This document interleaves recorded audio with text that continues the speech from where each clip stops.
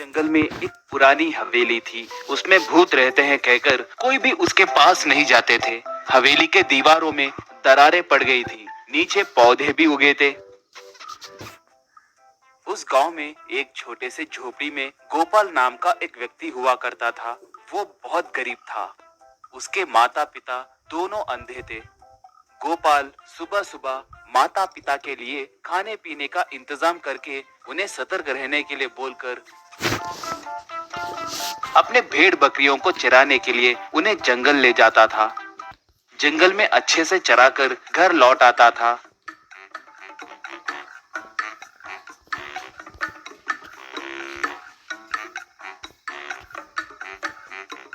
घर आने के बाद माता पिता के लिए खाना बनाकर परोसता था।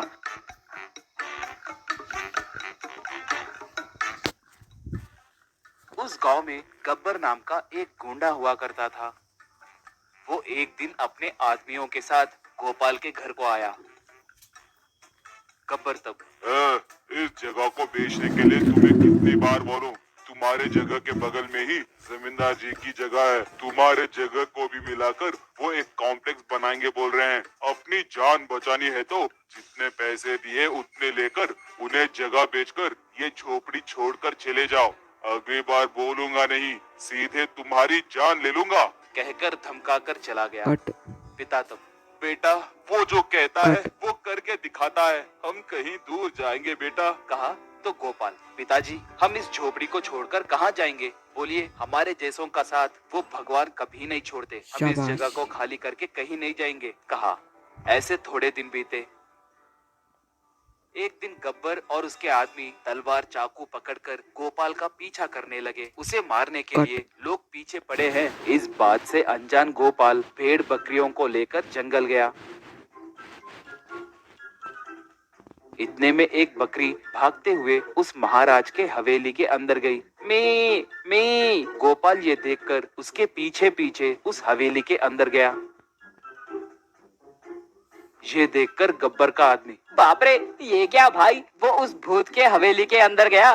बाप रे मुझे डर लग रहा है, कहा। गब्बर तब, चलो अच्छा हुआ, जो काम हम करना चाहते थे वो काम अब वो भूत करेगी। चलो चलते हैं, कहकर सब वहाँ से चले गए। गोपाल हवेली के अंदर बकरी को ढूंढ रहा था, तभी उसे एक पुराना तंदूर दिखाई दिया। इतने में अचानक से वहाँ पर महाराज की आत्मा प्रकट हुई। गोपाल उसे देखकर डर गया। महाराज तब, बेटा डरो मत, मैं कुछ नहीं करूँगा। ये एक माया तंदूर है, इसमें एक समोसा रखे तो ये 100 समोसे देगा। एक जमाने में मैंने एक आदमी को मार के इसे पाया था, मगर जो आदमी मरा था वो एक स्वामी जी का प्रिय शिष्य था। उनके शिष्य को मारने के वजह से स्वामी जी को मुझ पर बहुत गुस्सा आया। मुझे इस भूलोक में आत्मा के जैसे भटकने के लिए श्राप दिए। बाद में मैंने उनके पैर पकड़कर मिन्नतें किया तो अगर मैं किसी अच्छे आदमी को ये चमत्कारी तंदूर दिया तो तब मेरे आत्मा को मुक्ति मिलेगी कहकर बोले। तुम्हारे जैसे अच्छे आदमी को इसे दिए तो मेरे आत्मा को मुक्ति मिलेगी। कृपा करके इसे ले जाओ बेटा, कहकर वहाँ से गायब हो गया। ऐसे गोपाल अपने घर के सामने तंदूर और एक थैली को रखा। वहाँ पर तंदूरी समोसा ओनली 5 रुपीज कहकर एक बोर्ड भी रखा। आटे से एक समोसा बनाकर उसे तंदूरी के अंदर चिपकाया। बस वहाँ पर बहुत सारे समोसे प्रकट हुए। नीचे मौजूद अंगारों की वजह से वो अच्छे से जलने लगे।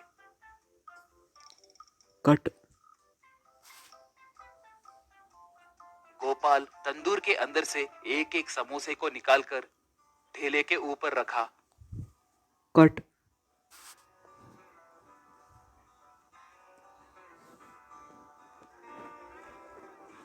लोग समोसे खाकर उसके स्वाद की प्रशंसा करने लगे। खाओ खाओ। ऐसे गोपाल उस तंदूर से समोसे बनाकर बहुत पैसे कमाने लगा। बहुत अच्छे। एक बार गब्बर का आदमी गोपाल और उसके माता पिता उस तंदूर के बारे में और उसे देने वाले महाराज के बारे में बात करते हुए सुन लेता है। वो तुरंत जाकर ये बात गब्बर से बताता है।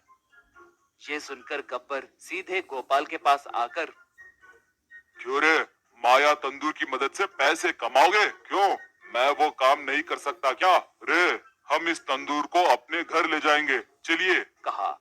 ऐसे वो तंदूर अब गब्बर के घर के पास था।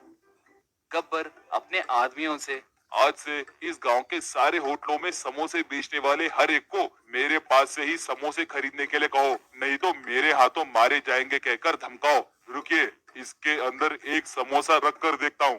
कहकर समोसा लेकर तंदूर के अंदर झुका। बस उसके अंदर से एक हाथ बाहर आकर उसे पकड़कर अंदर खींच लिया। हा हा हा हा वो हा। अंगारों पे गिर के बाप रे, बाप रे। कहकर पुकारने लगा कट। तो उसके आदमी मारे डर के भाग गए।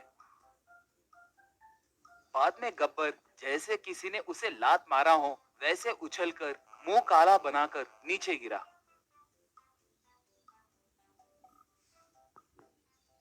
तंदूर फिर से उनके पास प्रकट होते देख गोपाल बहुत खुश हुआ।